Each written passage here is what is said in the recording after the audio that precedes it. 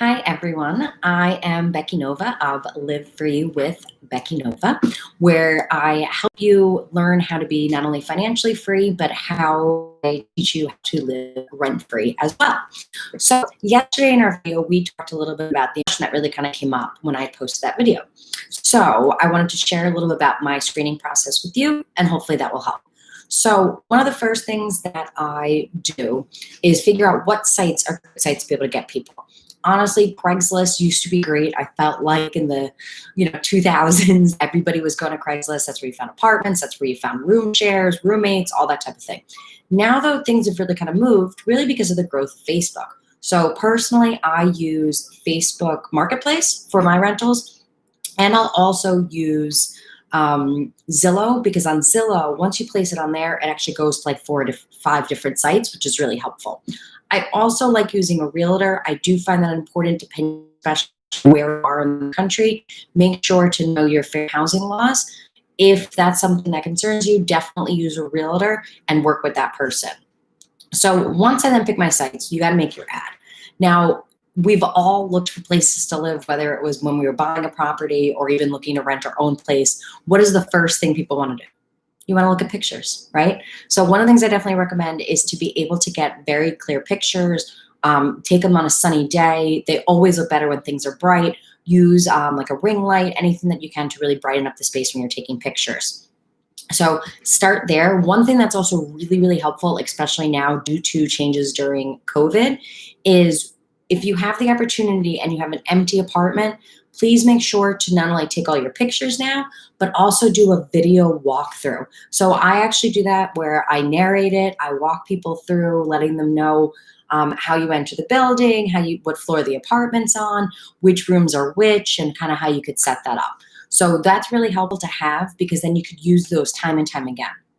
One thing that also might be helpful is if there was a professional that did take pictures of your property, if let's say you just recently bought it, that might be something. If you liked their pictures, you can reach out to them and see if for a price they would let you use those pictures as well.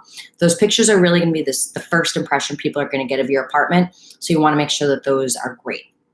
Now, once you have those gorgeous pictures up on these aggregate sites, you're going to start getting a bunch of people that are, one, going to ask for showings, and two, you're probably going to get a bunch of people that are going to ask you questions that you actually wrote in the description. It's very important to have your description of that property really clear. Make sure to have all the information that you need in there. But like I said, you're still going to have people that are going to ask you questions about things that you already wrote. No way really around that. If somebody found a way around that, please let me know. But I don't see that changing. One thing that I do at that point is I actually use a Google Doc to create a pre-screening questionnaire. So first thing I do is I send that out there to people, anybody that asks me for a tour or even questions. If it's something that's already in my ad and I already addressed it, I send them the questionnaire. In the questionnaire, I ask them just the qualifications that I'm looking for. And that's also just kind of making sure that they, one, read my ad, but two, that they are a person that's going to be qualified to be able to rent the apartment. Once again, make sure that you're following your fair housing guidelines of your city, state, country, everything. Once I get that Google Doc back from that pre-screening, that's when I'm able to set up that showing. I can weed out people that aren't going to work, and I move forward with those. And that, honestly, that cuts down probably on about 75% of applicants just by doing that, if not more, to be honest. And then what I do after that, when they come for the showing, that's a great time to be able to talk to those people, ask your questions, learn about what their needs are. There's a ton of different things that you can ask those people during that time to really kind of get a feel of what they're like. And I think that's actually really important to a lot of landlords. After the showing, if they're interested, I then email them the application. Like I said, usually I'll use a realtor for that part, but the application goes through asking for references, non-family members, right? Most people's mothers are going to say that they are good people, right? Especially if they're trying to kick them out of their house, right? If you're a mom and you want to make sure that you're asking for the landlord's name of where they currently are living and maybe even the place before that, so you can call and get that information. You also want to verify their employment or their proof of income. Now, when you get those references, call them. Call those people. I feel like most people are like, they wrote down a phone number, I'm sure it's fine. No, not necessarily. Go online, Google, make sure that the name of the people that they're giving you to do is to confirm the identity of somebody. So for example, if I'm calling a previous tenant's landlord, I want to make sure that they just didn't write down their friend's phone number. I want to make sure I'm really speaking to the landlord. So questions that I would ask would be, well, how long have they lived there? What's the apartment number that they live in?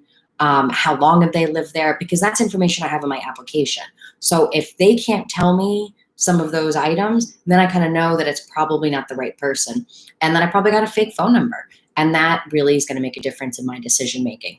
Lastly, my suggestion is that you take your time. That's something we all get really excited. We have somebody that wants to rent our place. They seem great on paper and we want to move forward.